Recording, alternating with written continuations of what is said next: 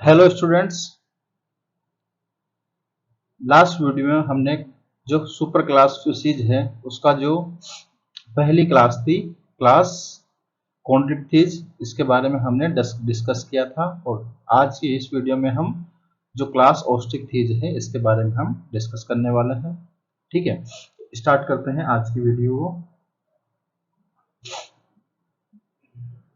अगर आप इसके जो कुछ इंपॉर्टेंट फीचर्स हैं उनके बारे में हम डिस्कस करेंगे और क्या क्या जो डिफरेंस है ऑस्ट्रिकथिज में और कॉन्ड्रिक्थिज में, क्या क्या डिफरेंस है उन दोनों के हम डिस्कस करेंगे। ठीक है, तो ये सिंपल सा टॉपिक है। अगर आपने कल जो ऑस्ट्रिकथिज है कॉन्ड्रिक्थिज है अगर इसने आपको अच्छे से क्लियर किया है तो आप इसको भी बहुत आसानी से ही क्लियर कर पाएंगे। बहुत सिंपल सा वीडियो है, सिंपल सा पॉइंट है इसमें जो उसमें प्रेजेंट है और इसमें जो माइन्यूट थोड़े थोड़े से डिफरेंस है वही आपको अच्छे से याद होना चाहिए। तो यहाँ पर इस वर्ग की मछलियां जो क्लास है क्लास ऑस्ट्रिकथिज की मछलियां लवणीय तथा अलवणीय दोनों प्रकार के जल में पाई जाती है। ठीक है, पहला तो ये लवणीय जल में देखने को मिलती है, या हम कह सकते हैं कि समुद्र में या सी वाटर में या मराइन वाटर में भी आपको देखने को मिल सकती है। दूसरा अलवणीय दोनों प्रकार के जल में फ्रेश वाटर और मराइन वाटर दोनों प्रकार के वाटर में आपको देखने को मिल रही है। ठीक है, यहाँ पर पहला ही डिफरेंस यही हो जाता है। अगर क्लास हम कॉन्ड्रिक्थिज की बात करें तो वो जो मछलियां थी क्लास कॉन्ड्रिक्थिज के जो मेंबर्स है वो ओनली मराइन वाटर में ही पाए जाते थे। ठीक है, तो यहाँ पर पहला ये डिफरेंस हो गया। इनका अंतःकंकाल अस्थिल होता है। ठीक है, दूसरा डिफरेंस यह है कि इनका जो अंतःकंकाल है या हम जो एंडोस, यहाँ पर हम पॉइंट्स नोट कर लेते हैं। ठीक है, पहला पॉइंट है मराइन वाटर में भी प्रेजेंट है एंड फ्रेश वाटर में भी प्रेजेंट है। ठीक है, दोनों प्रकार के वाटर में प्रेजेंट है। जो इनका एंडोस्केलेटन है या अंतःकंकाल है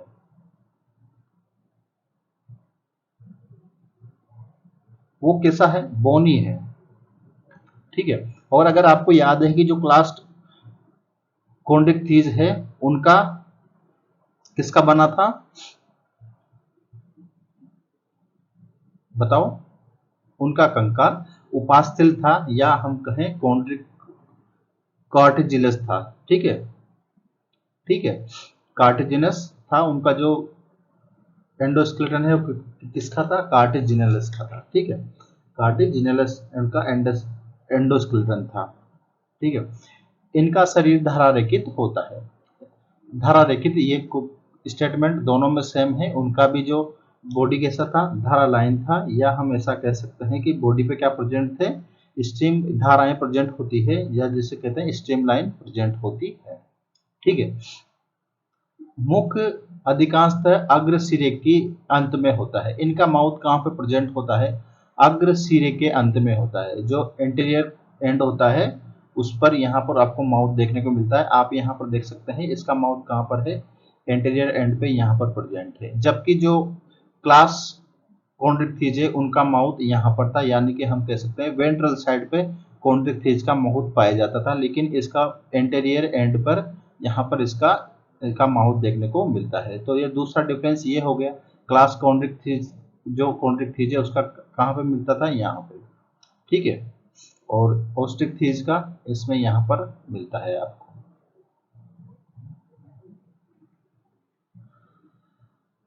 और अगर हम उसके बाद नेक्स्ट स्टेटमेंट पे चलें तो इनमें 4 जोड़ी क्लोम छिद्र दोनों ओर 4 जोड़ी क्लोम छिद्र पाए जाते हैं इनमें।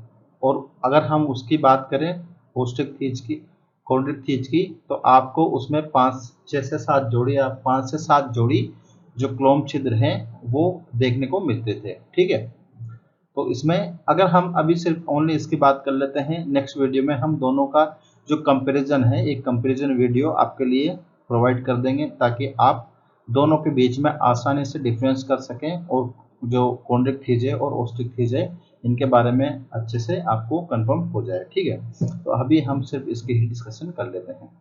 4 जोड़ी क्लोम छिद्र दोनों ओर प्रच्छद ओपरकुलम से ढके होते हैं। ठीक है, यहाँ पर जो क्लोम कितने होते हैं, गिल्स कितने प्रेजेंट हैं, ग्लिम्स है 4 जोड़ी। तो गिल्स कितने प्रेजेंट है, 4 जोड़ी गिल्स। और किससे ढके होते हैं, ओपरकुलम से। ओपरकुलम क्या होता है, ओपरकुलम होता है जो गिल्स के ऊपर एक जो कवर लेयर का काम करता है, ये कवर का काम करता है, गिल्स को ढकने में काम आता है, इसलिए इसको कहते हैं ओपरकुलम। ठीक है, ओपरकुलम प्रेजेंट। जबकि जो क्लास कॉन्ड्रिक्थिस है उसमें ओपरकुलम एब्सेंट होते थे। ठीक है, फोर पेयर गिल्स हैं और ओपरकुलम प्रेजेंट है इसमें। ठीक है, उसके बाद त्वचा साइक्लोइड, टिनोइड और एक टाइप का सल्क और होता है जिसे कहते हैं गेनोइड। ठीक है, गेनोइड तीनों टाइप के इसमें क्या होते हैं, स्कल्स होते हैं, स्कल होते हैं, या इसके जो एक्सोस्केलेटन है उस पर क्या प्रेजेंट होते हैं, साइक्लोइड टिनोइड टाइप के सल्क प्रेजेंट होते हैं। जो इसके सल्क होते हैं, बॉडी पर जो सल्क होते हैं, यहाँ पर आप देख सकते हैं ये सल्क है। ठीक है, ये सल्क होते हैं। और त्वचा किसके, कौन कौन से टाइप के, साइक्लोइड टाइप के, टिनोइड टाइप के और सल्क से ढकी रहती है। जबकि अगर हम क्लास कॉन्ड्रिक्थिस की बात करें तो उसमें किस टाइप के सल्क थे, प्लेकोइड टाइप के सल्क उसमें पाए जाते थे। ठीक है, तो यहाँ पर जो नेक्स्ट स्टेटमेंट है हम उसको लिख लेते हैं। जो सल्क हैं वो किस टाइप के हैं, स्केल।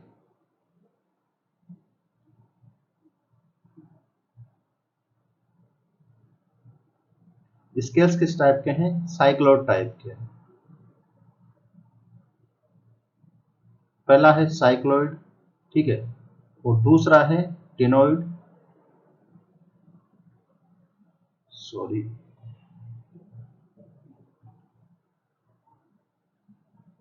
और एक और होता है गेनोइड टाइप का।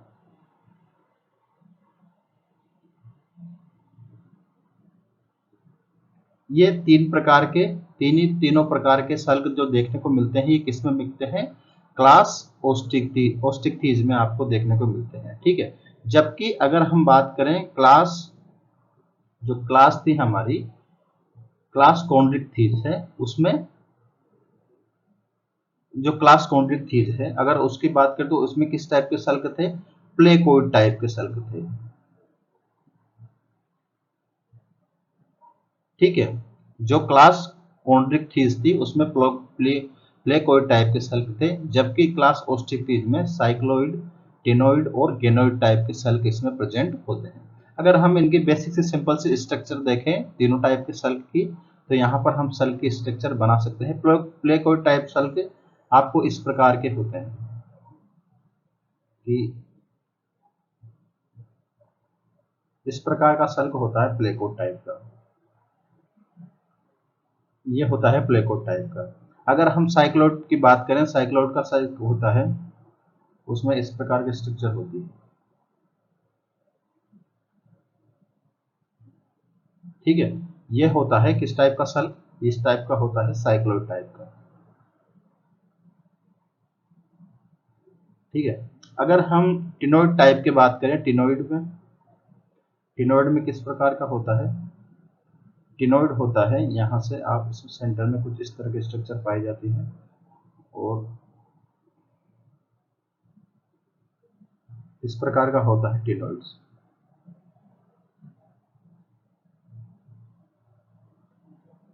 ठीक है, इस प्रकार की स्ट्रक्चर होती है। और जो गेनोइड टाइप का सल्क होता है, गेनोइड में किस प्रकार के स्ट्रक्चर देखने को मिलते हैं, गेनोइड टाइप का सल्क ऐसा, कंप्लीट टाइप का सल्क ऐसा होता है। ठीक है, ये होती है गेनोइड टाइप के सल्क की स्ट्रक्चर, यहाँ पर गेनोइड।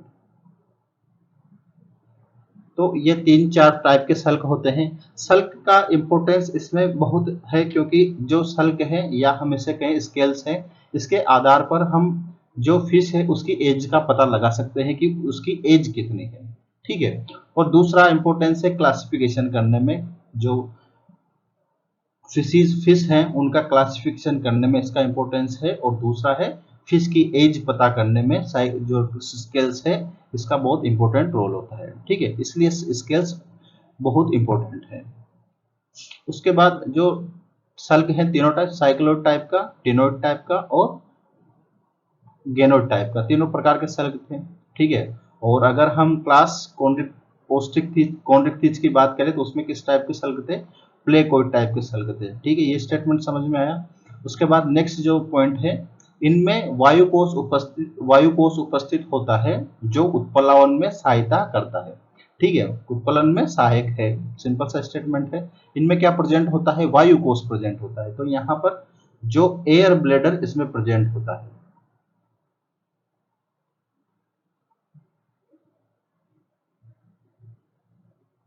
Air bladder present. ठीक है, एयर ब्लेडर प्रेजेंट होते हैं, जिससे ये एयर ब्लेडर इनको क्या प्रोवाइड करते हैं? बायोन्सी प्रोवाइड करते हैं। ठीक है, बायोन्सी प्रोवाइड करते हैं या उत्प्लावक बल प्रदान करते हैं। उत्प्लावक बल क्या होता है? उत्प्लावक बल इनको पानी में डूबने नहीं देता, पानी की सतह पर या ऊपर बनाए रखता है। ठीक है, जबकि अगर हम क्लास, जो इससे पहले वाली क्लास, उसका नाम है क्लास कॉन्ड्रिक्थिज, उसमें ऊपर जो एयर ब्लेडर है वो एब्सेंट थे। ठीक है, तो उसके कारण वो डूबने से बचने के लिए लगातार तैरती रहती थी। हमने वो स्टेटमेंट हमने पढ़ा था कि जो मछलियां हैं उनमें क्या प्रेजेंट होता है? एक वायुकोश अनुपस्थित है के कारण ये डूबने से बचने के लिए लगातार तैरते रहते हैं। ठीक है, जबकि क्लास ओस्टिकथीज है, इसमें क्या प्रेजेंट है? इसमें प्रेजेंट है एयर ब्लेडर। इसके कारण ये क्या प्रोवाइड कर देते हैं? बायोन्सी प्रोवाइड कर देता है, जिस कारण से ये इनको डूबने नहीं देता। ठीक है, उत्प्लावक में सहायता होता है। उसके बाद नेक्स्ट स्टेटमेंट है, हृदय दो प्रकोष्ठ का होता है, एक आलिल और एक नीले। ठीक है, उनमें भी हृदय दो ही प्रकोष्ठ का था। अगर हम बात करें हार्ट की, HERT, ये यहाँ पे इसको हटा दूं, हार्ट बात करें, टू चेम्बर है, टू चेम्बर प्रेजेंट है, जिसके कहते हैं वीनस हार्ट।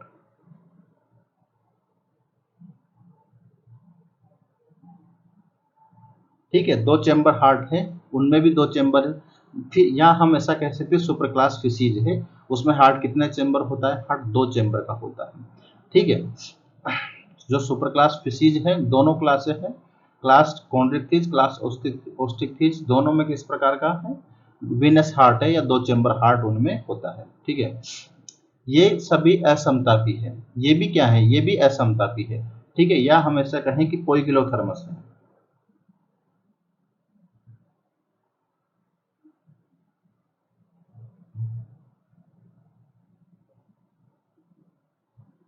पोइकिलोथर्मस है, या हम ऐसा कह सकते हैं कि ये अपना बॉडी का टेम्परेचर रेगुलेट नहीं कर सकते।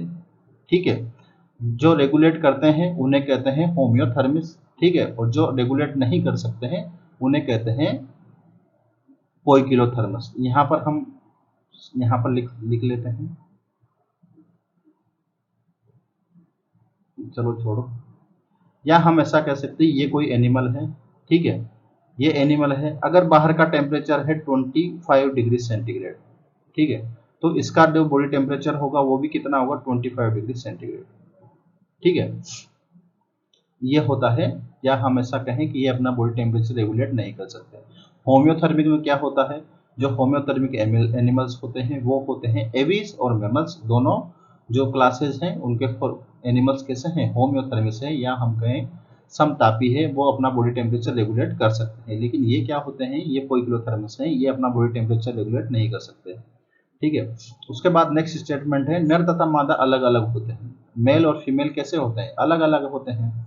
ठीक है, और उनमें आपको जो क्लास ओस्टिक थी उसमें आपको एक स्पेशल स्ट्रक्चर को क्या देखें, क्लेस्पर मिलता था, इनमें क्लेस्पर एब्सेंट होता है। ठीक है, श्रोणी पंख में क्या, जो पेल्विक फिन है उसमें क्या प्रेजेंट था? क्लेस्पर प्रेजेंट था, जो एक कोपुलेटरी ऑर्गन है। ठीक है, यहाँ पर वो एब्सेंट होता है, इनमें नहीं होता।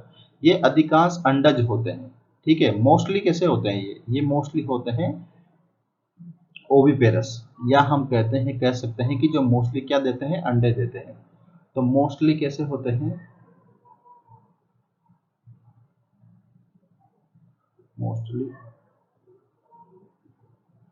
ओविपेरस।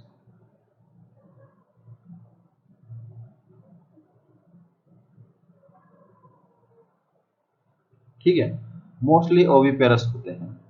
या हम ऐसा, अब ये जो स्टेटमेंट बनता है इसके आधार पर हम कह सकते हैं कि सभी जो कॉन्ट्रिक्टीज है वो क्या नहीं होती, ओविपेरस नहीं होती, क्योंकि यहाँ पर जो वर्ड है वो है अधिकांश वर्ड लगा हुआ है, तो ऐसे स्टेटमेंट बनते हैं, उसका ध्यान रखना थोड़ा। निषेचन प्राय बाह्य होता है। फर्टिलाइजेशन कैसा होता है, फर्टिलाइजेशन इनमें एक्सटर्नल हो रहा है, जबकि अगर क्लास हम ओस्टिकटिज की बात करें तो क्लास ओस्टिकटिज में जो फर्टिलाइजेशन था वो कैसा था, इंटरनल फर्टिलाइजेशन था। तो फर्टिलाइजेशन भी एक डिफरेंस है यहाँ पर।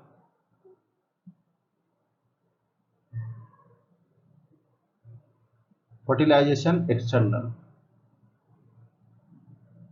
एक्सटर्नल फर्टिलाइजेशन क्या होता है, मेल और फीमेल दोनों अपने जो गैमेट होते हैं उनको पानी में रिलीज कर देते हैं या बॉडी के बाहर रिलीज कर देते हैं, जहां पर उनका गैमेट का फ्यूजन होता है, उसे कहते हैं एक्सटर्नल फर्टिलाइजेशन। ठीक है, निषेचन कैसा है, बाह्य निषेचन होता है। परिवर्धन प्रत्यक्ष होता है, ठीक से, एग से सीधा छोटा बेबी का फॉर्मेशन होता है, ठीक है, इसे कहते हैं प्रत्यक्ष प्रवर्धन। ठीक है, ये एग है, एग हैचिंग करने के बाद एक छोटा सा एनिमल बना लेता है, उसे कहेंगे प्रत्यक्ष परिवर्धन। अगर जो एग है उससे आगे चलकर एक छोटा सा लार्वा बनता है तो उसे कहते हैं इनडायरेक्ट या अप्रत्यक्ष परिवर्धन। लेकिन अगर जो जो एक से आगे चलकर छोटा सा जो एडल्ट के समान ही कोई स्ट्रक्चर बनती है बेबी की, तो उसे कहते हैं प्रत्यक्ष परिवर्धन। ठीक है, यहाँ पे डिफरेंस समझ में आया कि जो परिवर्धन अप्रत्यक्ष होता है उसमें लार्वा स्टेज प्रेजेंट होती है, इनमें आपको लार्वा देखने को नहीं मिलते। ठीक है, यहाँ पे लिख सकते हैं लार्वा नहीं मिलते, लार्वा एब्सेंट होते हैं, यहाँ पर लिख ही लो।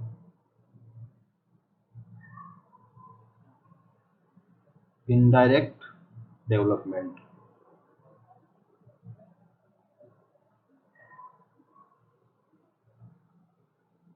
Larva absent.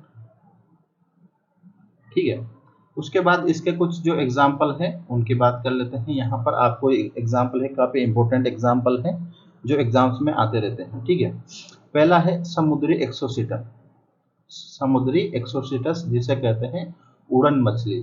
ठीक है, एक्सोसिटस ये है समुद्री, ये जो समुद्र में पाए जाते हैं एग्जाम्पल है। दूसरा है हिप्पोकैम्पस, हिप्पोकैम्पस या इसे कहते हैं समुद्री घोड़ा। ठीक है, ये वाला स्ट्रक्चर आप देख सकते हैं, ये है समुद्री घोड़ा। इसके जो एब्डोमेन है इसमें एक ब्रॉड ब्रॉड पाउच पाई जाती है, ब्रूड पाउच पाई जाती है, जिसमें क्या है कि ये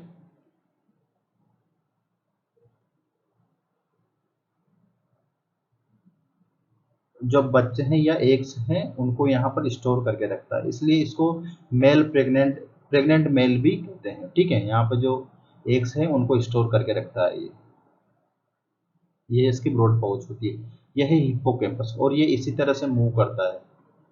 ठीक है, वर्टिकली। और इसके बाद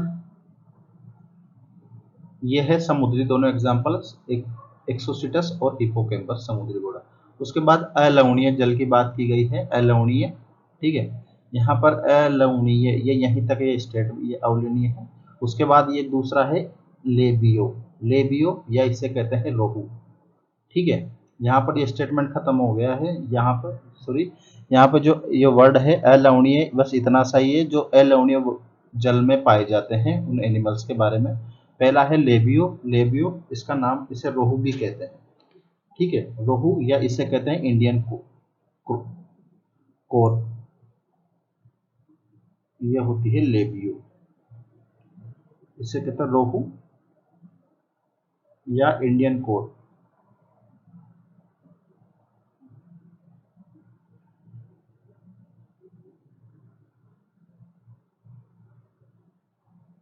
यह इसके तीनों नाम से क्वेश्चंस आ चुके हैं, तीनों नाम से इसके क्वेश्चंस बन चुका है, लेबियो से बन चुका है, रोहू से बन चुका है, इंडियन कार्प से भी इसका क्वेश्चंस बन चुका है। ठीक है, तो ये काफी एक इंपॉर्टेंट एग्जाम्पल है। ठीक है, और इसे खाया भी जाता है। ठीक है, और नेक्स्ट जो फ्रेश वाटर में पाई जाने वाली मछली है वो है कतला। ठीक है, क्या है कतला, कतला ये फ्रेश वाटर में भी पाई जाने वाली फिश है। ये एग्जाम्पल हमारा कतला का है, दिया है। ठीक है, ये कतला है, ये फिश है। ठीक है, उसके बाद है कलेरियस। कलेरियस या इसे कहते हैं मंगूर, मांगूर। ठीक है,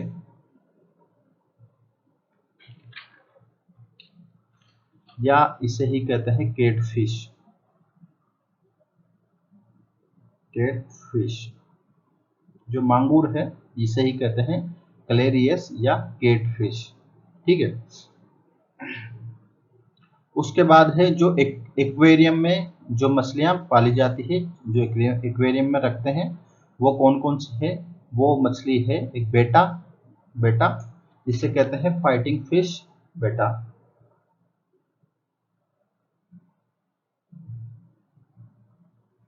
बेटा, ठीक है, ये क्या है, ये फाइटिंग फिश है। दूसरा है, इसके बाद जब पेट्रोइप्सम, या हम इसको, इसका जो वर्ड है, इसका जो प्रोनाउंसिएशन है उसमें कुछ मिस्टेक लगती है, इसलिए आप यहाँ पर जो इसको हम कहते हैं टेरोफिलम, टेरो। आप इसकी इंग्लिश ही याद करें तो ज्यादा बेहतर है। ठीक है, इसको कहते हैं एंजल फिश।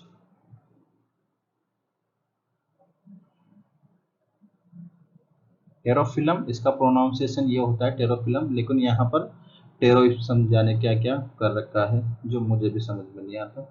ठीक है, तो आप इसका इंग्लिश कंफर्म करें, जो टेरोफिलम एंजल फिश। ठीक है, ये वाला ज़्यादा सही लगता है। अगर हमें हिंदी में अगर कोई मिस्टेक्स मिलती है तो हम इंग्लिश को ही प्रीफर करते हैं, इंग्लिश ही सही मानी जाती है, तो हम उसका स्पेलिंग और जो उसका नाम है टेरोफिलम उसको ही याद करें तो ज़्यादा बेहतर है। टेरोफिलम या इसे कहते हैं एंजल फिश। अब यहाँ पर जो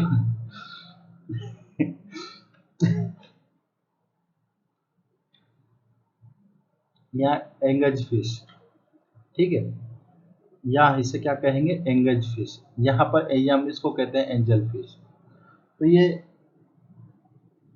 कुछ समझ में नहीं आता एंजल फिश और एंगज फिश क्या क्या उसमें डिफरेंस है, तो आप इंग्लिश यहाँ पर क्लियर करें कि टेरोफिलम है, इसको कहते हैं एंजल फिश। ठीक है,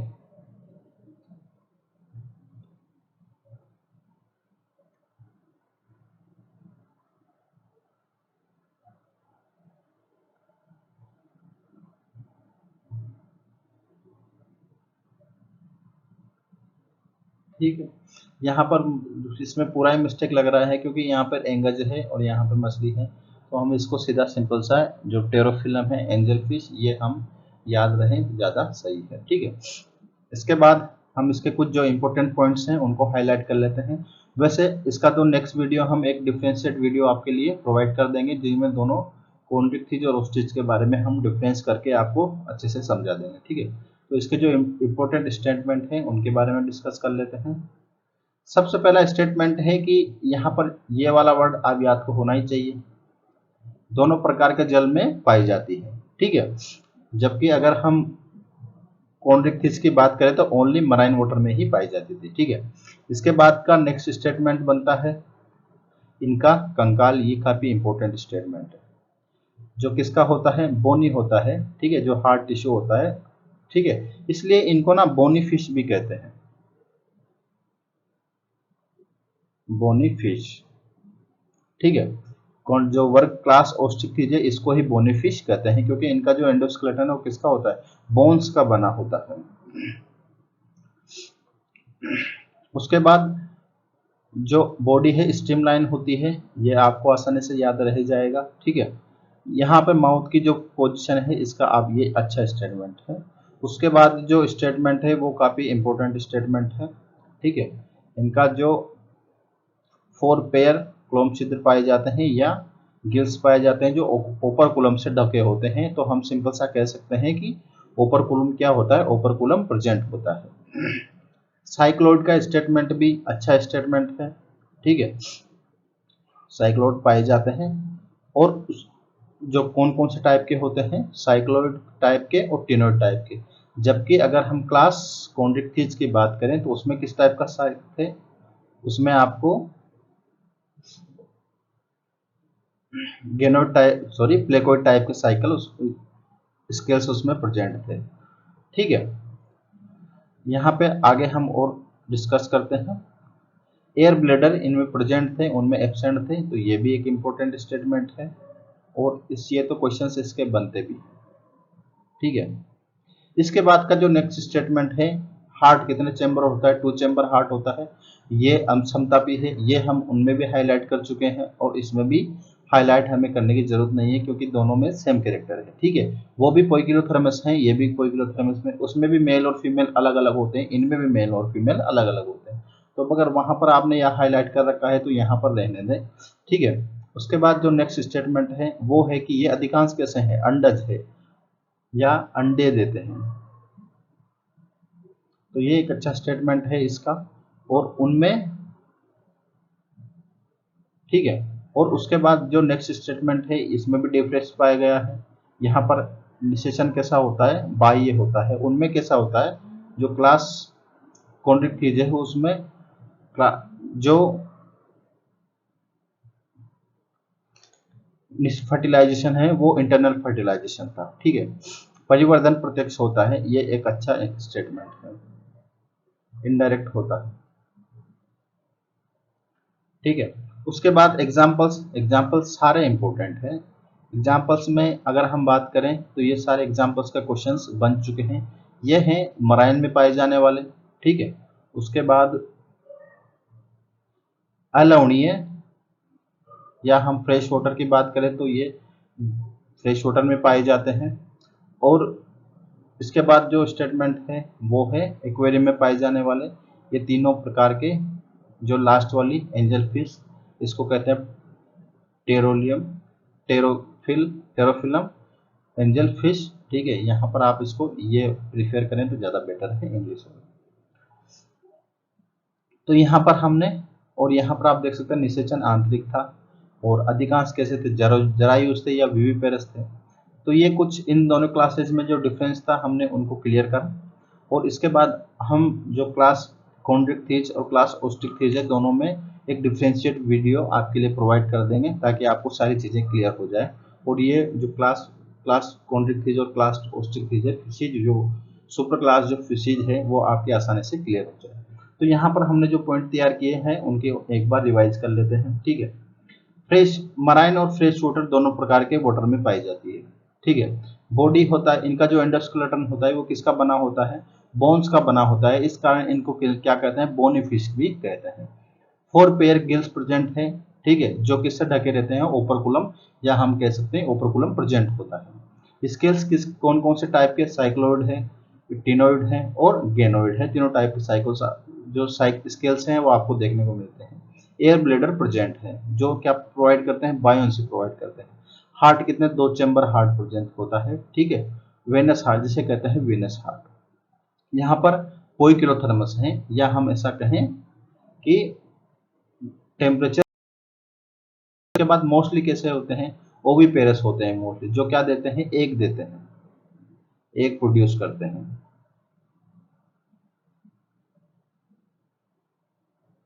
एग प्रोड्यूस करते हैं। ठीक है, फर्टिलाइजेशन कैसा होता है, फर्टिलाइजेशन एक्सटर्नल होता है। डेवलपमेंट कैसा है, इनडायरेक्ट, यहाँ पर हम प्रत्यक्ष डायरेक्ट, यहाँ पे स्टेटमेंट गलत हो गया, हमने यहाँ पर लिख रखा है इनडायरेक्ट में आपको लार्वा प्रेजेंट होता है, यहाँ पर लिखेंगे हम डायरेक्ट। ठीक है, डायरेक्ट डेवलपमेंट में लार्वा एब्सेंट होता है। ठीक है, ये स्टेटमेंट हमारा कंप्लीट होता है। नेक्स्ट वीडियो में हम स्टार्ट करेंगे वर्ग एम्फीबिया, इसके जो पॉइंट्स हैं उनको हम क्लियर करते हुए चलेंगे। ठीक है, थैंक यू, वीडियो देखने के लिए शुक्रिया। वीडियो को लाइक और सब्सक्राइब करें और अपने सभी हिंदी मीडियम वाले दोस्तों को शेयर करें।